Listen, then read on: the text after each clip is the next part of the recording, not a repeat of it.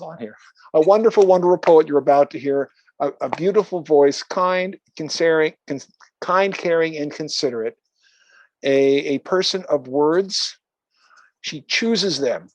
They don't just wind up on the page willy nilly. She sometimes stresses over the phrasing and how things work. So she is a accomplished writer, a person of the word. Please welcome Robbi Nestor. Thank you. Thank you so much for having me, Dan. And this first poem is the first in the book Narrow Bridge, which was published in 2019 by Main Street Rag. And I guess it fits your theme, although I overlooked the theme. I'm sorry. I tend to do that. The Making, after a line on Radiolab and the work of Life Inga. If Beethoven were a whale, he would groan a song as monumental as his bulk, one the waves would write, always in suspension. They would take an hour to break along a shore so distant none of us could fathom where it was. Deaf, yet full of music, he would weave with song the ice blue play of sun on Arctic water, surge of rain on turquoise surf, conjuring the other creatures of the ocean as he sang, mantis shrimp constant as castanets, booming grunts and groupers, dolphins chatter in static bursts, the electrical hum of moon jellies, 1,000 cast-off planets drawn through the ocean like a comb through flowing hair, while choruses of belugas, blue whales, nearsighted narwhal would contribute a plaintive descant line.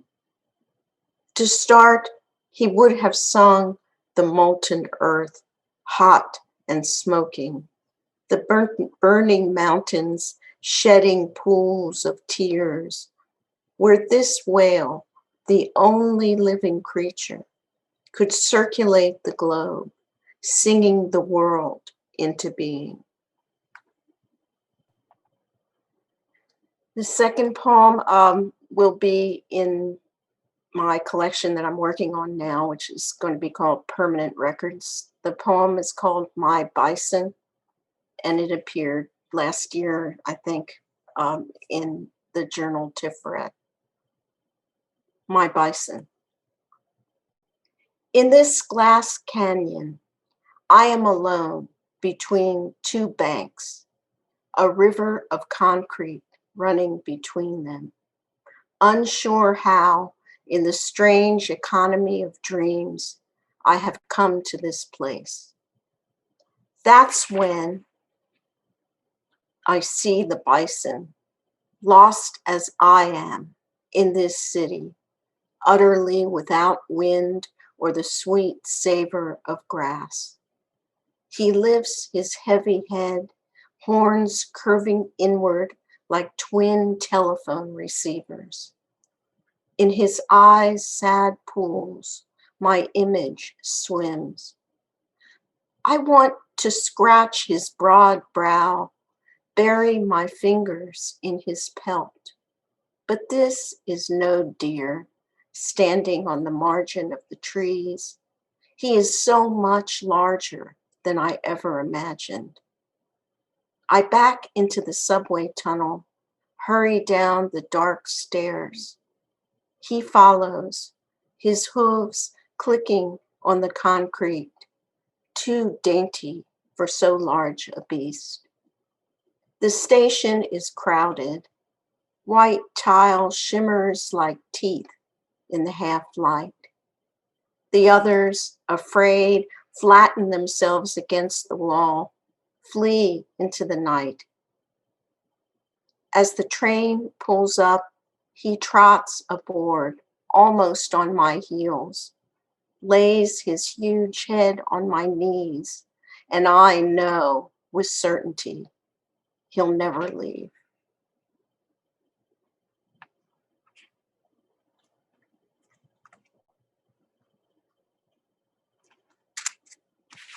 Sorry. The next poem is called The Binturong, and it's from my second collection, which is called Otherwise. It was published by Kelsey Books in 2017.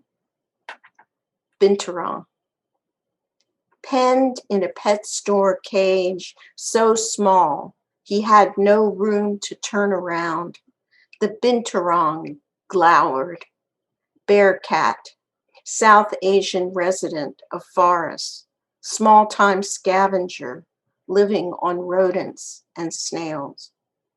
He seemed all burning eyes and white incisors, the incarnation of aggression, curved claws as shiny as the knobs on braided loaves, as sharp as raptors' beaks.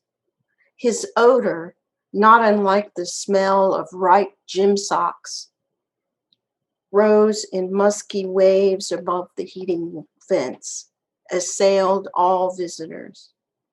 Not an appealing creature with his bristling whiskers, coarse coat, sharp, active snout, something like a cross between a badger and a cat. Long body, powerful, short legs. Yet for this pet store owner, the animal drew crowds, mostly adolescents, who poked at the mesh and made faces, as though savagery itself were locked away behind the flimsy wire. Regardless of appearance, Binturongs are shy, reclusive. This one snapped and snarled, thrilling teenage girls. The proprietor obliged, throwing shreds of bloody beef into the cage. How shrewd, that pet store owner, how cynical, to illustrate the human animal for what it was. My next creature is a little closer to ordinary life. He's my cat, Whistler. Even with those ice blue eyes, he's soft in every way. Hairless belly bulging like a Buddha's, crooked tail a hoisted flag. He's clumsy, missing most leaps by half a foot. He pursues me, lies on my pillow, seeks out my scent. With one eye on the monitor where a bird flits across the screen, he grooms me, pink tongue feathered all over with small hooks, but would never deign to play with any silly toy I wave before his eyes. He is my other self, the one who wonders what's in that tree, who needs only a window to feel he's seen the world. My next poem is Field Trip, and that's also going to be in Permanent Records, my next collection, whenever I finish it. I'm from Philadelphia, which you'll be able to tell, and you probably already tell from my accent, but you can tell that from this poem too. In third grade, our teacher led us single file from the banana yellow bus to visit Betsy Ross. She wasn't home, but we still saw her house, climbing up the steep and narrow stairs, so close together they seemed fashioned for a child. The ceiling wasn't far above our heads, and we were 8. We wondered, how could Betsy live inside a dollhouse? But at the top, the staircase opened to an ordinary room. There was Betsy's bedroom and some ugly chairs, worn and uncomfortable, the kind that might make dinner guests eager to leave without dessert. We heard that Betsy earned her living covering furniture, and that was odd, considering the sad state of those chairs. She once sewed on a button for George Washington. The famous flag she made lay behind a golden rope, draped on a green settee. In fact, there were several flags, the stripes and stars in different configurations. At first, the stars were splattered like paint across the field. They had 6 points, but Betsy, being practical, argued for 5-pointed stars, easier to cut, until they finally settled on the flag we knew. The stripes were narrower, colors reversed, stars in a circle in the corner. Someone had to use the toilet, but Betsy didn't have one, at least not in the house. That's when we learned that indoor plumbing hadn't always been a thing. We wondered what the world would look like in 100 years. Look at Betsy's kitchen. No stove or running water, just a fireplace with a hanging kettle. Water was outside. The teacher let us take turns pumping. It took 2 of us to bring the handle down. People then must have been so much stronger than we were. The cellar was a cave, no walls or floor, dark and cool. It smelled like dirt. Rough shelves held amber jars of honey, jam from plums and peaches grown in Betsy's garden.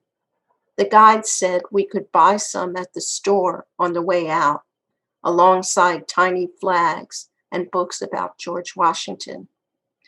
That was the day I learned that I was part of something larger than myself, something made of change. The next one is called Second Daughter, and it's from a folio of poems I have in this book, Aeolian Harp, Volume 6, published by Glass Lear Press. And it's from a chapbook that's not published yet called Plated. Second Daughter, Ozma Khan, after an episode of the Netflix series, The Chef's Table. My mother cried. I was her second daughter, little better than a death.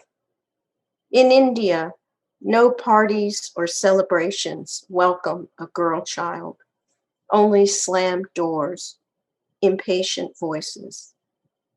But I come from a warrior clan. Our family compound looks down on broken shanties. Father said I must be mindful of this accident of birth, must make a mark. I shout my name from every open window, demanding to be heard. To make my mother proud, I earned a law degree at Oxford.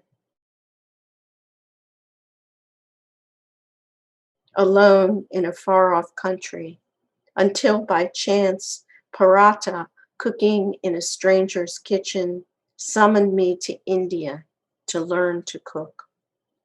My mother was angry. She said a lawyer belongs in court. In her kitchen, I watched and listened, and she could not deny me, taught me to feed the spirit with a handful of flour and oil, to find the rhythm of a meal fashioned out of onion and potatoes, garlic and cardamom, ingredients that with patience and a practiced hand release their flavors, become a symphony.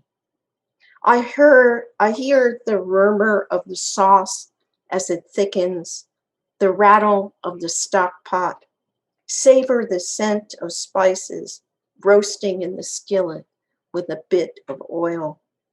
It taught me faith, sealing the pot of rice with a braid of dough, trusting each grain would soften and swell like a pearl, yielding to the steam.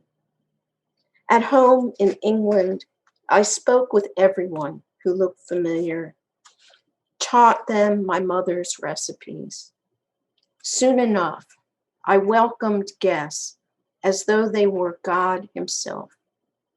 Everyone knows my name.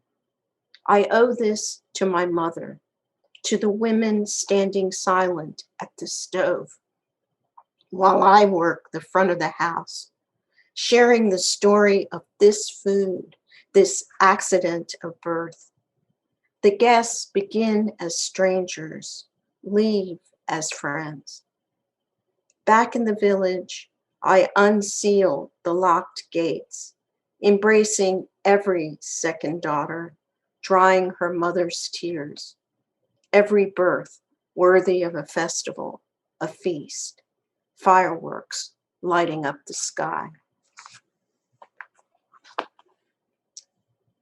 If it's okay, I'll read one more. Okay. Cooking my way home. I write a lot about cooking, and I did a lot of cooking during the pandemic. And this is a Passover poem. So for our reader who read a couple of those before, I also celebrate. It's called Cooking Your Way Home. Today, while morning light still slants onto the cold tile floor, when the house is quiet, put on some John Prine tunes. Lay out ingredients for a recipe you've cut out of the paper every year but never made. Salmon gefilte fish. At the farmer's market, choose thick bouquets of dill and parsley, woody twigs of thyme. Later, under your knife, their fragrance will bring the market home. Your mother thought that jarred was good enough. You disagree. There's never been a live carp swimming in your bathtub, as in your grandmother's. Instead, use a food processor, boxed matzo meal, not just the brunt of a blunt knife, not even half as sharp as hers. Now, when you're spending so much time alone, it's time to savor the intention, joined with generations of women making the same dish for 100 years, dropping soft fistfuls of fish bound with beaten egg into the broth, feather light and sweet. Thank you.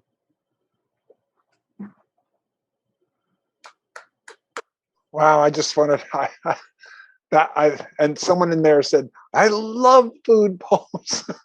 And that was certainly well, very tasty. Very, very tasty indeed. Thank you so very much. Uh, very pleased. So